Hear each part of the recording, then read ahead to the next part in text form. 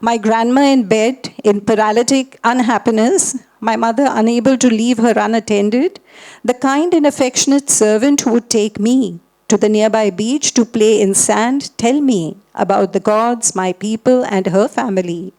The next door loankers who taught me to follow the rules by keeping footwear outside their door, or the host coats who kept me curious.